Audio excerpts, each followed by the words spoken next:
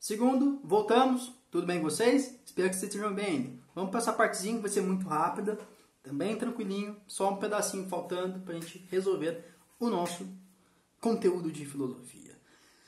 Então, falta falar sobre dois pensadores, que eu não queria deixar naquele vídeo para não ficar muito grande.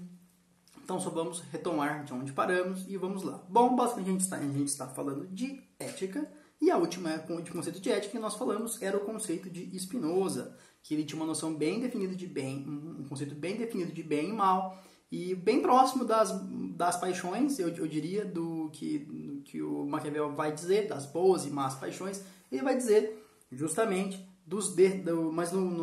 nas palavras dos vícios, que existem aquela pessoa que seria fraca de ceder aos vícios, aos maus vícios, e por aí vai. E o conceito dele bem definido de Deus, que Deus para ele seria algo natural e não divino e tudo mais, o que foi de encontro, né, e conflito com o conceito de Deus divino da igreja. Então, naquele período, sem liberdade de expressão, ele foi perseguido e sofreu muito por não ter o direito de falar o que ele pensava. Com isso dito, vamos continuar e lá vamos nós. Os últimos dois autores que faltam a gente falar é Jean-Jacques Rousseau e David Hume. Então, o que eles vão dizer? O Rousseau vai ter um conceito de sentimento natural, que seria o seguinte: antes de qualquer civilização e sociedade, para Rousseau, o ser humano teria bem definido nele um conceito de autopreservação, um instinto quase, de autopreservação e de piedade para com o próximo. E Rousseau vai culpar a sociedade por afastar o ser humano desse instinto, desse sentimento. Aí não seria só uma questão da razão, ele vai chamar de sentimento mesmo. Então, pra vocês não confundirem, aqui, ao contrário dos outros filósofos e pensadores que vão estar dando um ênfase na razão, aqui o foco de Rousseau era no sentimento como um todo. Então, era confiável esse sentimento. A gente pode confiar naquilo que a gente sente. Então, ele vai dizer que existia um sentimento natural de piedade e autopreservação do ser humano, e a sociedade corromperia isso no ser humano. Nesse sentido, o homem nascia bom e a sociedade o corrompia. Então, a sociedade retirava essa moralidade do ser humano quase que natural, referente ao sentimento dele. Então, esse é o conceito dele de ética e moral. Essa moralidade é um sentimento mais antigo do que a sociedade para ele, e que não seria baseada na razão. A sociedade, sim, na verdade, corromperia esse sentimento original do ser humano. E o David Hume, que era amigo dele. E eles vão terminar em desafeto por visões diferentes da mesma coisa.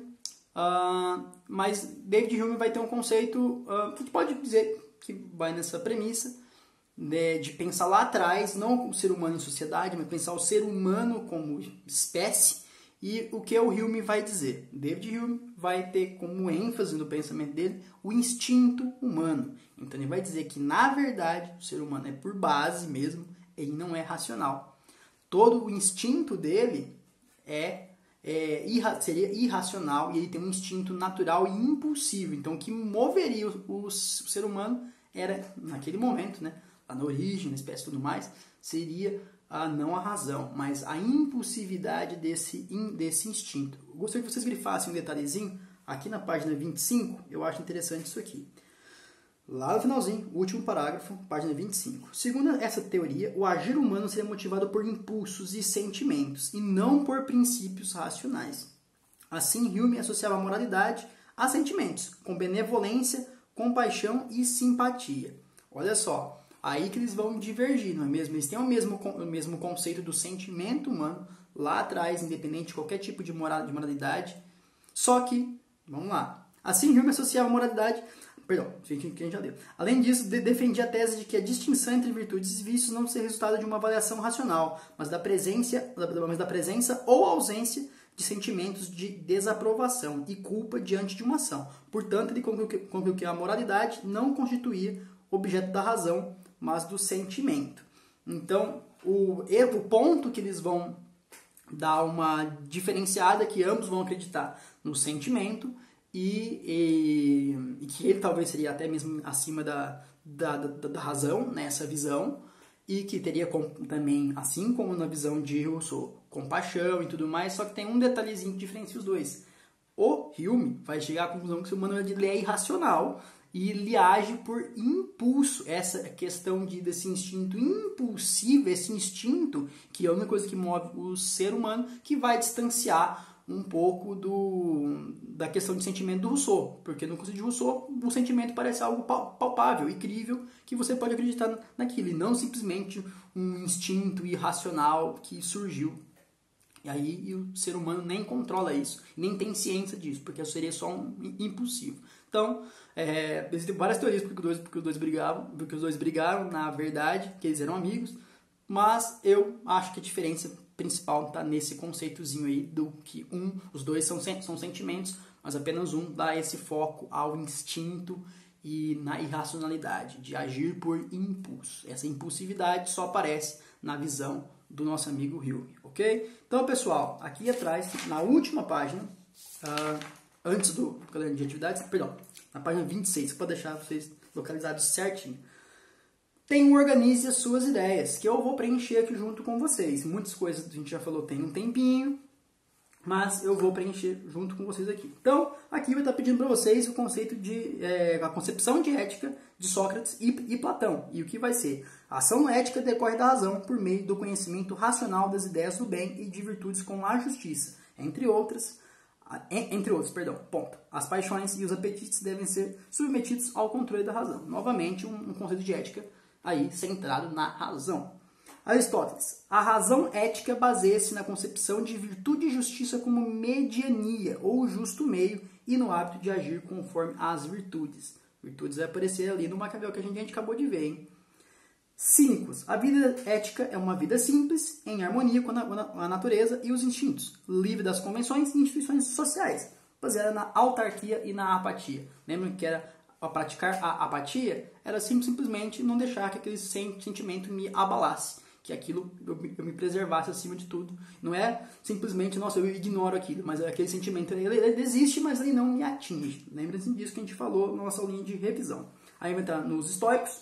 A vida ética baseia-se na autarquia e na ataraxia, que por meio da aceitação do destino, já que ele é governado por uma razão divina.